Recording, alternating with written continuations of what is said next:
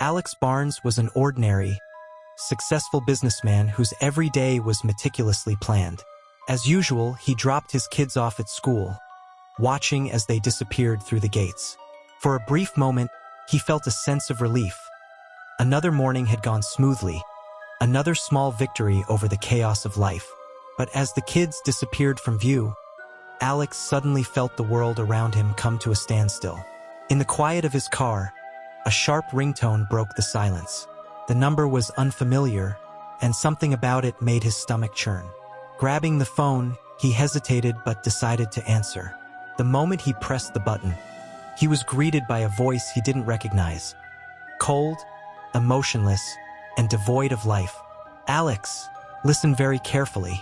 This voice wasn't like any prank or typical robocall. There was something hauntingly hollow about it, like an echo from the other side. A chill ran down Alex's spine, and his hands gripped the steering wheel so tightly his knuckles turned white. He tried to speak, but his throat felt dry. What's going on?" he managed to whisper. "Your life, Alex, is now in my hands," the stranger said, with a tone so certain it left no room for doubt. "Right now, you're sitting in a car that's already rigged to explode. An explosion that neither speed nor clever tricks can save you from. But you have a chance, one single chance to survive." Alex felt his heart begin to race. This wasn't like anything he'd ever experienced. Panic started to creep in, but he fought to stay calm. "Who are you? What do you want from me?" Alex's voice trembled, though he tried to sound steady. The stranger ignored his questions, continuing in the same cold and measured tone. "You cannot stop, Alex. If you stop the car for even a second, you'll go up in flames. And any attempt to leave the vehicle will result in the same fate." Alex glanced in the rearview mirror, at the road, the pedestrians, the other cars. Everything seemed so ordinary, yet now he felt completely cut off from it all. His mind swirled with a suffocating sense of helplessness. He was trapped in a situation he couldn't fully grasp. "And don't even think about calling the police," the stranger added, as if reading his thoughts. "I've anticipated every move you might make. If you so much as hesitate to obey me, the system will activate, and the explosion will take you, and everyone around you, with it." Alex felt his heart pounding against his chest, every beat a reminder of the fear coursing through his body. His life had become a ticking time bomb, and every second brought him closer to an inevitable end. He tried to steady his thoughts, but with each passing moment, that voice, like a curse, filled his mind. Alex stared at the road ahead, realizing he had no choice but to obey this mysterious stranger who now held his life in their hands. "What do you want from me?" Alex finally asked, feeling like a small insect about to be crushed. "You'll see for yourself," the voice replied, completely devoid of compassion. "Just follow my instructions. Your first stop is the shoulder near the large building ahead. More details will come when you get there." With every passing second, an ominous dread grew in Alex's chest. He knew this day would be the end of everything he thought he knew, and that any attempt to escape might only hasten the inevitable. Alex sat behind the wheel, his hands trembling as cold sweat dripped down his brow. The phone buzzed again, this time with a new message. It was a video. A wave of dread and despair washed over him as he hit play. On the screen appeared a small, dimly lit room that looked sealed off, with no windows in sight. His wife was sitting on the floor, her hands and feet bound, her eyes wide with raw terror. Beside her were their children, huddled together, their faces pale with fear, tears streaming down their cheeks. Alex felt his chest tighten, his heart aching in a way he had never known before. Suddenly, the same cold, familiar voice echoed in his ears, cutting through him like a blade.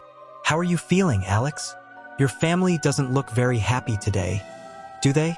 Alex couldn't believe this was real. His breath caught in his throat as he stared at the screen, overcome with helplessness and guilt. His wife and children were so close, just a few miles away, and yet they had no idea he was watching, no idea he was there. He felt utterly powerless, crushed under the weight of the situation. "You love your kids, don't you?" the voice continued, dripping with malice. But I wonder what they think of you. After all, you've been hiding something dark. Are you afraid they'll find out the truth?" The voice abruptly shifted, now laced with contempt. "Remember 2009, Alex? Your business? Your partner? What you did back then?" A chill ran down Alex's spine. It was something he had buried deep, something he had tried desperately to forget. In that moment, he realized this stranger knew the one thing that no one else ever should have. He took a shaky breath, struggling to compose himself, but the panic was already consuming him. On the video, the voice turned its attention to Alex's children. "Kids, did you know your father once betrayed someone who was like a brother to him? He left his partner bankrupt, forced him out of their company with nothing but debts, just to save his own skin. He destroyed another man's life to protect himself." Alex's breathing grew ragged, his chest heaving with shame and helplessness. He knew his children were hearing every word, and he could imagine the devastation on their faces. Each sentence felt like a dagger to his heart, as though the truth he had buried was now clawing its way to the surface. "No, that's not true," Alex shouted, almost forgetting he was speaking out loud. "I didn't have a choice. I did it to save our family." The stranger seemed unfazed by his protest. On the screen, Alex could see his children glancing at each other in confusion and disbelief, their faces etched with pain and betrayal. The voice pressed on, unrelenting, applying even more pressure. "Kids, remember this. Your father is a man who betrays others when his own survival is on the line. Alex, you're no hero, are you? And now, here you are in another situation just like that. But this time, your kids are watching. Can you betray someone again to save yourself?" Tears welled up in Alex's eyes as he desperately searched for a way out of this nightmare. But there were no answers, no escape. He felt the weight of his own sins, his past failures, dragging him down, dismantling everything he thought he had built. His life, his identity, his family. It was all unraveling before his very eyes. Alex gripped the steering wheel tightly as he blew through another red light, unable to stop. The angry shouts of drivers and the panic of pedestrians blurred into a cacophony of fear.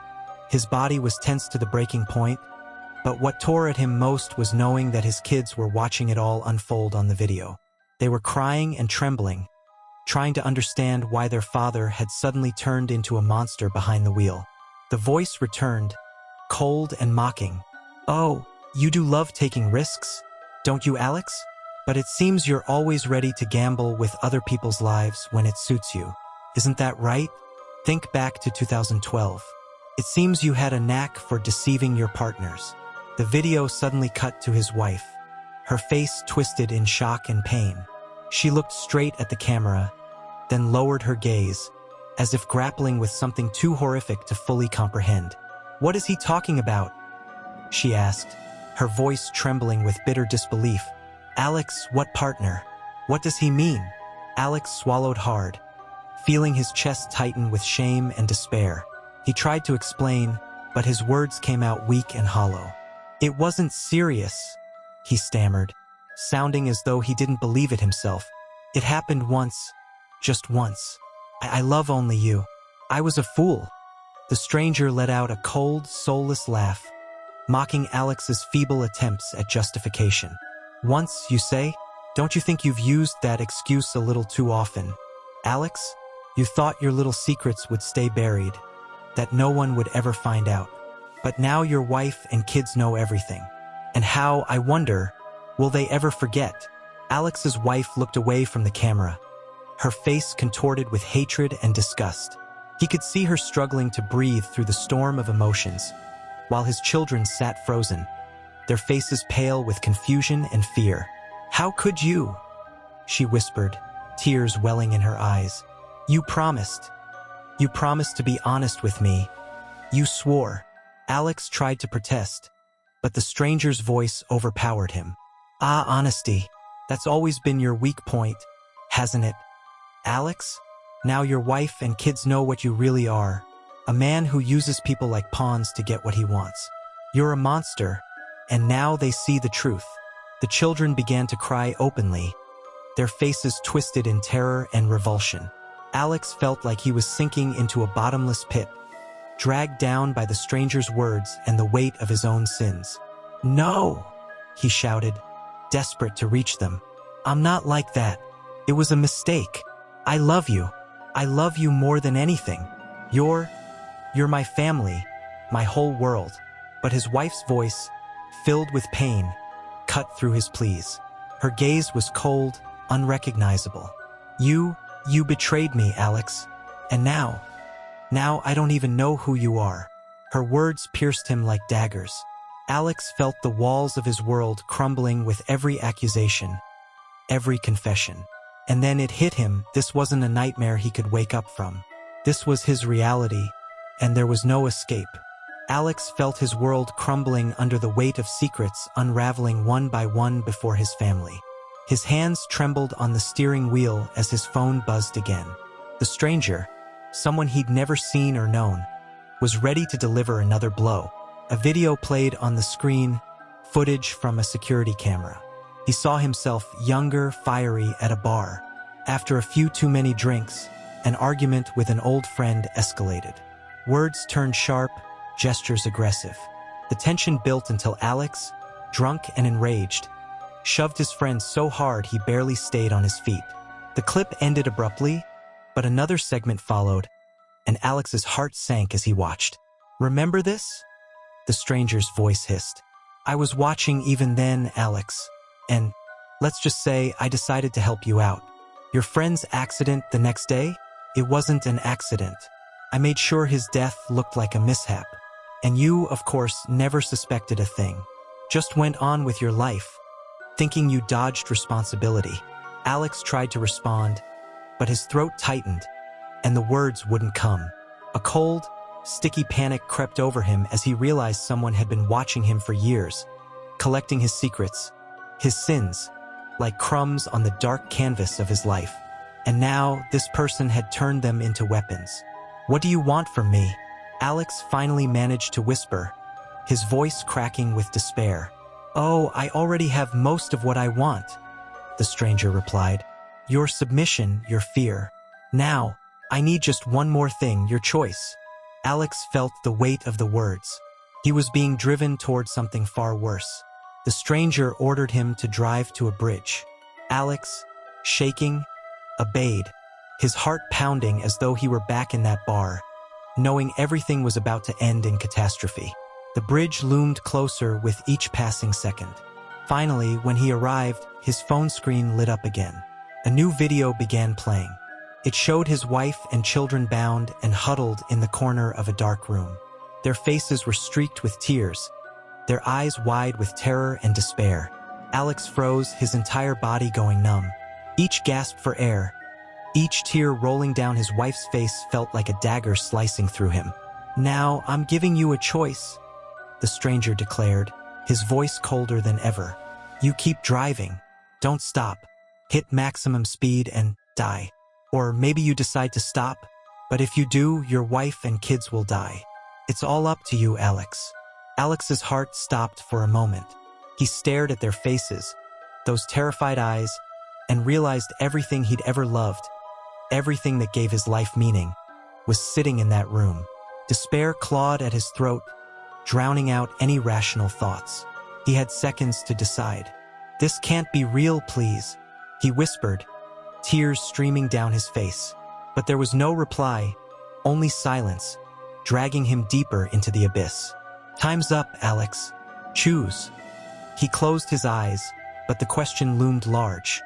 Was he willing to sacrifice his life for them, or would he once again choose himself as he had before? Alex raced at breakneck speed, his car skidding around every curve as his trembling hands gripped the wheel.